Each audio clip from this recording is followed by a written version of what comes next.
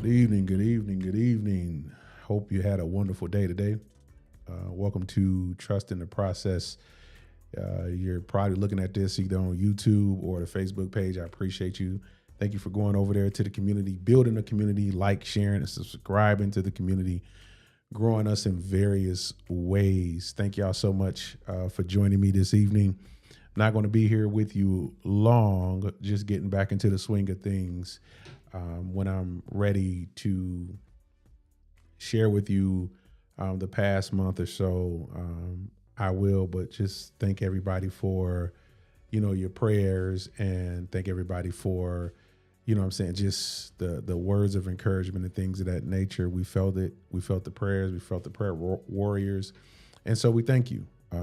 We thank you wholeheartedly from the Garrett's family. So, and appreciate you. But we'll share in due time what's going on. So, Mr. Trust in the Process YouTube page, please get over there, like, share, and subscribe. If you haven't, if this is your first time being here, please. We typically have a guest on Wednesday, but we don't have a guest this Wednesday, as you can see, because we're not going to keep you here long. There's been a few things that's kind of going on that we want to touch bases with. And I'm not even quite sure if we're going to go in depth on a lot of these topics. This is a lot. This show here is a lot. It's definitely longer than Sun Slappers, of course.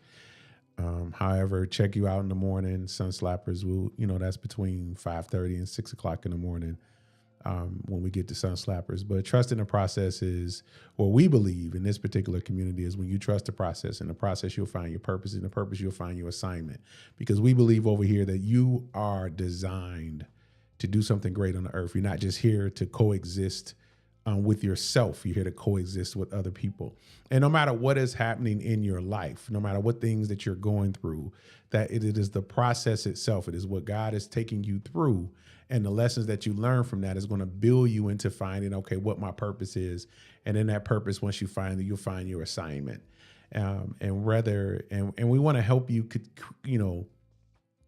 when it comes to that assignment, making sure that you stay in it. So that's what this community is about. And so I bring on guests every week. We'll bring a guest on live, and we'll talk about trust in the process and what they had to do to trust the process. And then we build upon that, and then we'll visit, we'll go to Sun Slappers in the morning. And that's for individuals who kind of, that 3, 4 o'clock in the morning, we waking up, we at it, we very intentional about what we're doing in life. And so we appreciate you for building that community. But please get over to Trust in the Process YouTube page. If you haven't already, went over there, please. We need your help.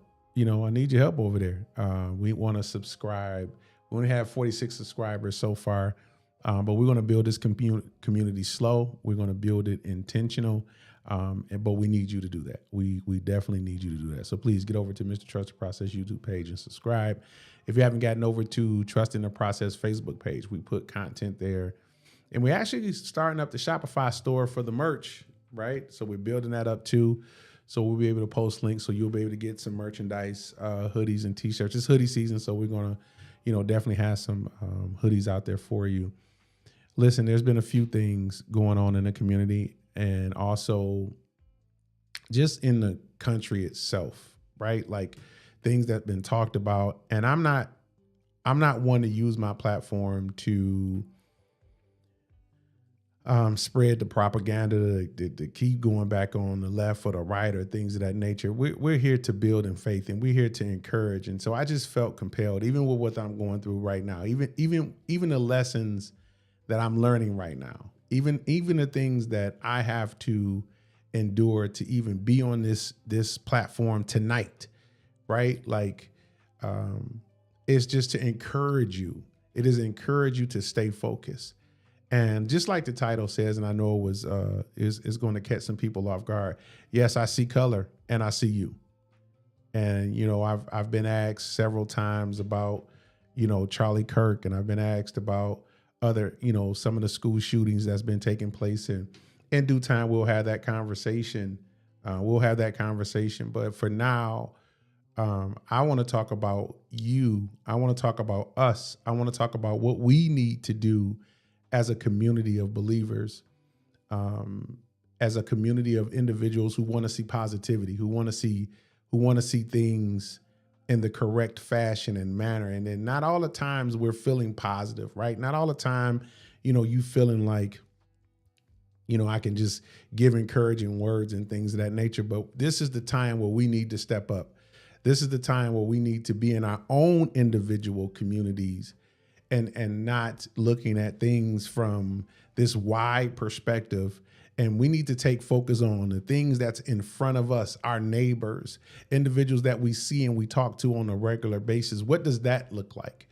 Those are where the conversations need to happen. The most impactful conversations that you need to have in your community, they happen with the people who are right next to you. They happen with the people that you see at work or that you see at church or that you see, just hanging out at the grocery store, or people that you see on a regular basis. Your regular group of friends is where you need to start having some real conversations, right? We can no longer act like we just coexisting and we're just doing things just to be doing it. And I never really operated in that. And that's probably why a lot of times I find myself in these spaces where, I'm always trying to nurture the relationships that's very, that nurture me. I'm at the point now where I want to nurture relationships that's nurturing me. And I don't want to put energy into things that, that's going to cause more division. Everybody has an example. Everybody has an opinion nowadays. Everybody has what they think should happen, or, what happened to this, or a conspiracy about this or that. I like to just talk about the basic common sense of things. I have the right to do that. I have the background to do that. I don't look like what I've been through. I don't look like, where some people have identified some of maybe the worst place in Detroit. When I got to Pontiac, I came to Pontiac looking for a new change, a new life. So I really don't pay attention to folks who say that, oh, you need to be born and raised here to serve here. I don't pay attention to them people, man, because that's just ignorant. That's ignorant to think that just because I come from somewhere else, at the age of 19, I'm 50, that I'm not just as vested in this community as somebody who's been born and raised here. And then when you look at, what we've done, like when I don't compare apples to apples, and like, we have to begin to look at what your work is, though. Like what have I done since I've been here? How have I made my community better? How have you made your community better? Sometimes we get into conversations in the city of Pontiac where you just want to make things so blanket, so black, just so white. Oh, just the black people thinking about this or the white people thinking about that. Most people who are having those type of conversations are very ignorant people. They're very poor-minded people. Because when I come here and I look at certain things and I look at the past graduating classes and I look at, Pontiac Central, Pontiac Northern, like this is the melting pot of Michigan and of Oakland County. I've never seen so many diverse cultures and background who, simultaneously live together in community, whether it's in relationships, whether it's business, whether it's work. And they cross multicultural demographics of individuals who work together, do business together, raise children together, do life together. But on certain topics, when it comes in and it's a political topic, then it's always we want to get into a point of it's black or white, or we want to get into some politician come along with a bright idea to want to decide to say, okay, well, no, we want to talk about the Hispanic population now. The Hispanic population, Latino population been here since, the start of the foundries, GM.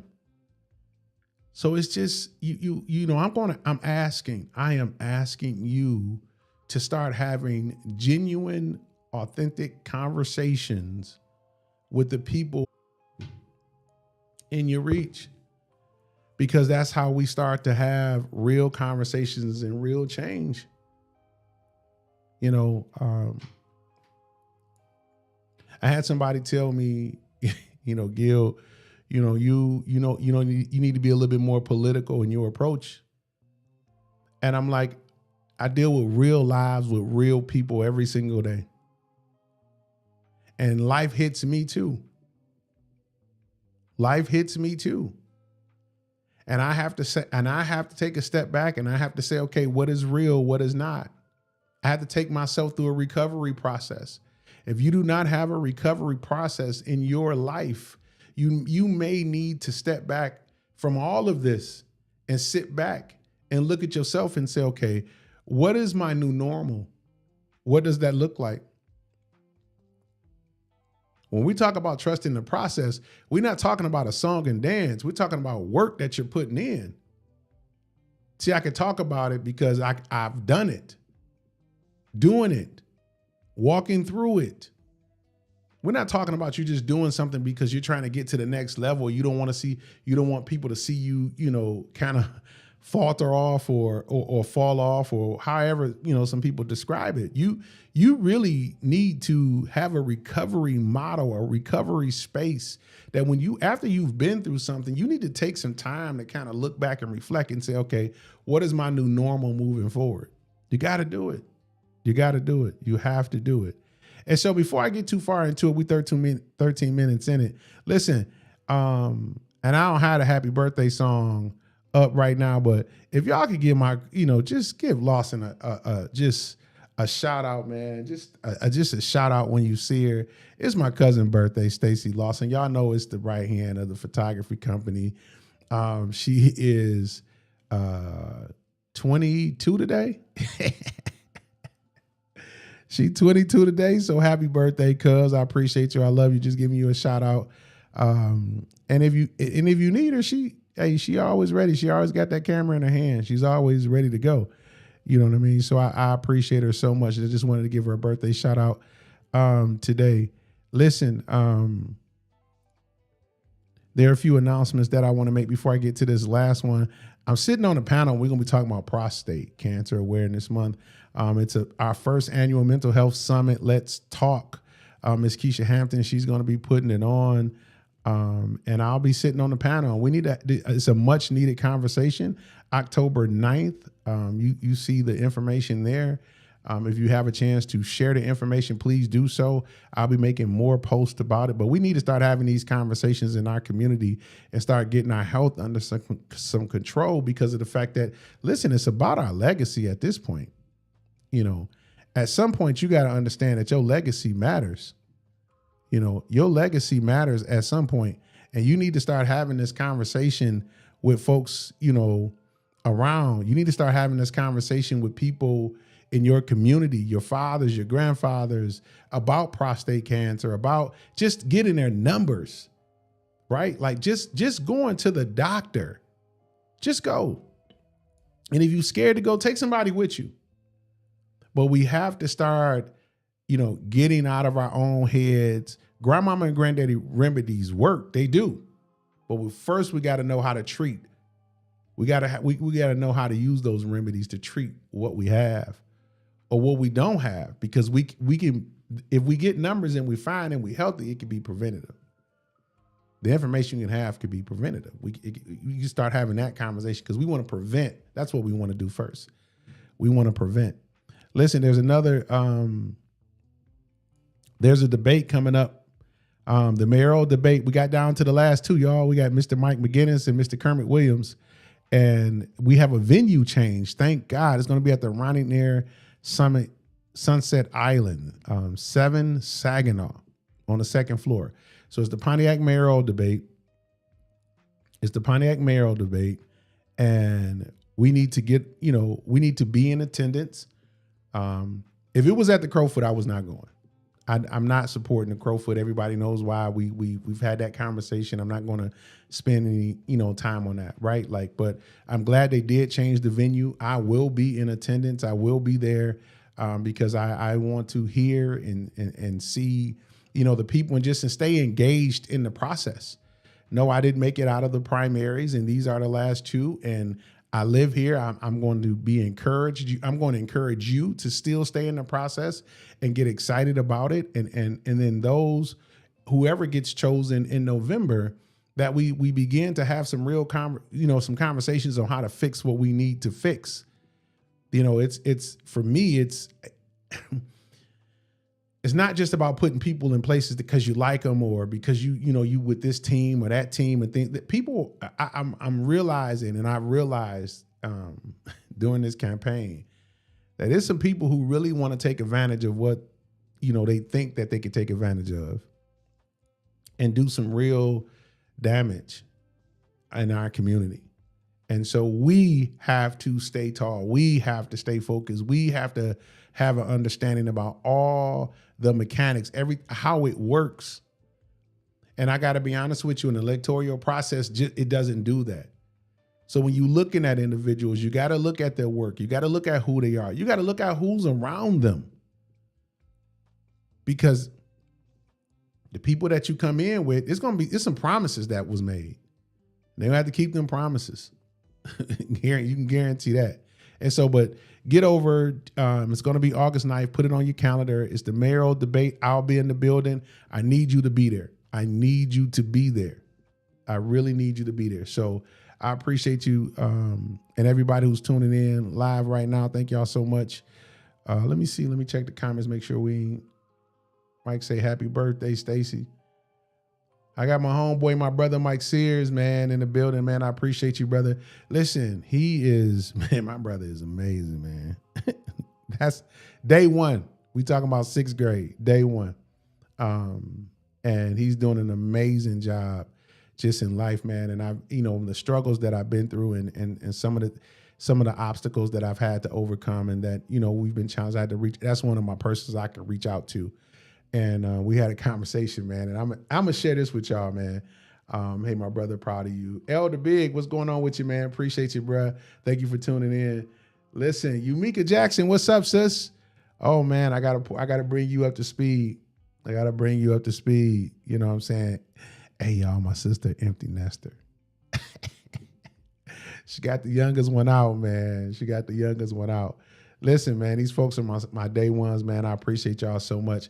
I called my brother Mike, man, and I was like, hey, listen, I'm going to share this with y'all. I was like, bro, man, my belief, my faith is, it's like, whew, I'm taking blow after blow, battle after battle. I'm reading about Job. I'm staying in the fight. I'm staying, positive. And he was, sharing with me some things and he was like, man, yeah, we are kind of going through it.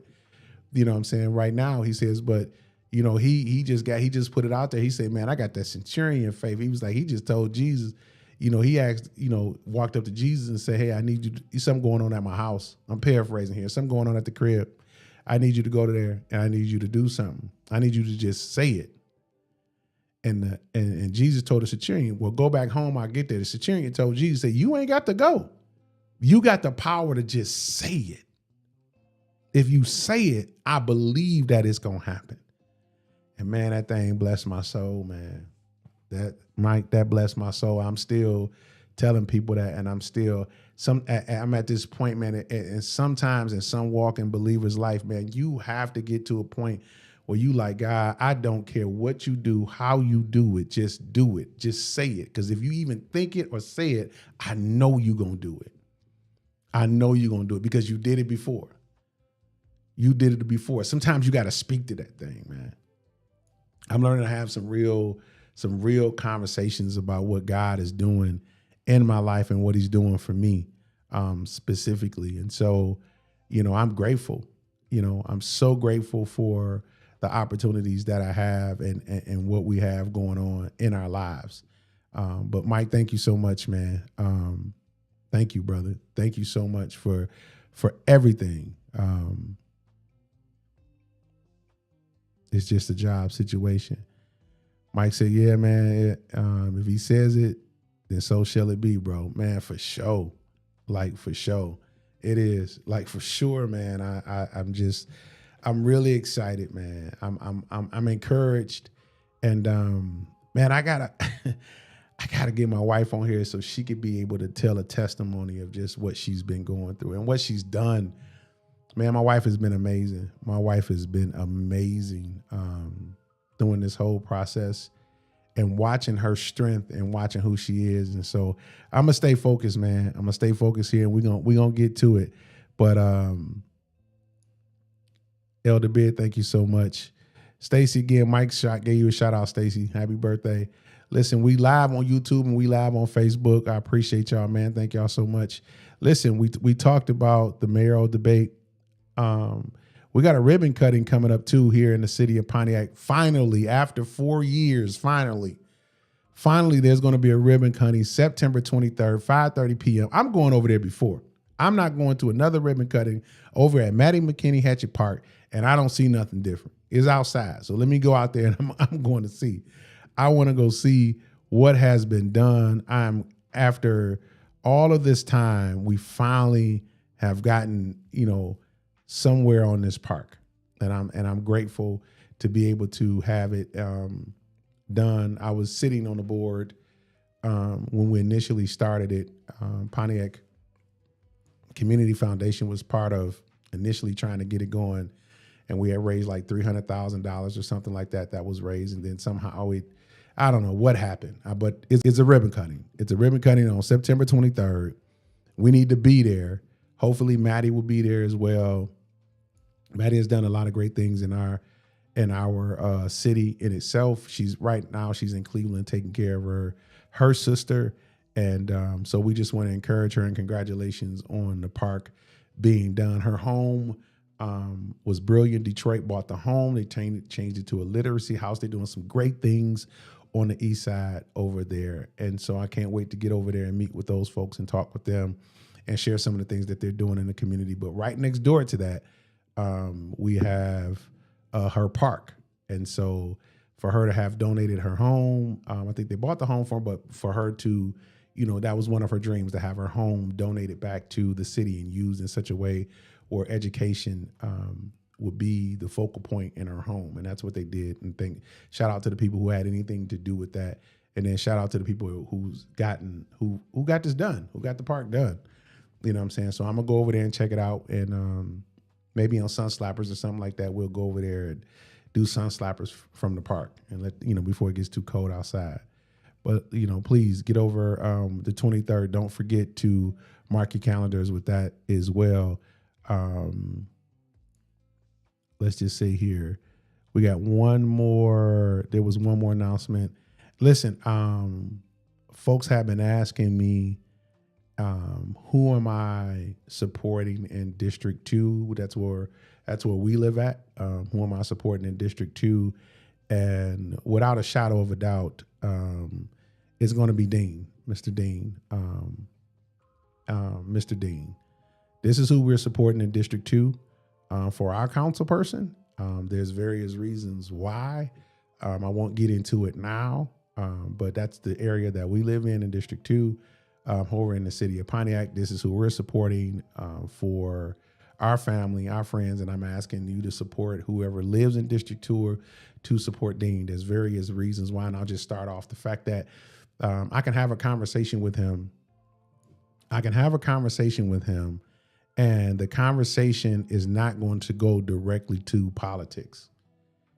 He talked to me about who he was, and he talked about some of the challenges that he had seen in our particular area. Now, I knew of him from sitting on the housing commission board and things of that nature. So I asked some hard questions because there were some things that I saw over there. And I'm like, if you got control of the board, or you a board member, then why certain things are not happening? And so he was very candid in that particular conversation. I won't share that here, but he was very candid and he was very honest in that, in the conversations and the reasons why. And so I respected that. The second thing is that as I walked and I'm out in the community and I'm in District 2, the people know him. Like he's been walking, he's been canvassing, and not just now, right? Like just now, not just one time, not two times, not setting up like some kind of political strategy. Like he's really having some open conversation. So I went behind and I'm like, okay, why are you supporting Dean? Why are you supporting Dean? And these are people in my community, my neighbors. I've been in 30 years. And so I've earned their respect. I've earned their trust. And so when I ran for mayor, it was the choice at that time. I'm like, okay, I made that choice to run for mayor, and this is District 2. People know me from, a couple of times putting applications in to represent District 2, but because you had to be picked, I wasn't their choice. And so I'm okay with that. God always has some things for you in the back end, but our choice for District 2 would be Dean. And Dean is, I'll make sure I get his information. I'll make sure I'll put that down into the chat. But you heard it from here first and you saw it here. And as this is going on, we'll let you know on who we're out, who else we're continuing to support and things of that nature. Because again, for me, it's, for me, that's just where it's at, Dean. And I'll get into why I'm not supporting the other candidate a little later, but we won't do that today. But Dean is who we're supporting here over for District 2. So we're going to keep going down. Listen, this man right here, may he rest in peace. And I found this out today, and I'm going to carry this out. This man is, it's kind of tough.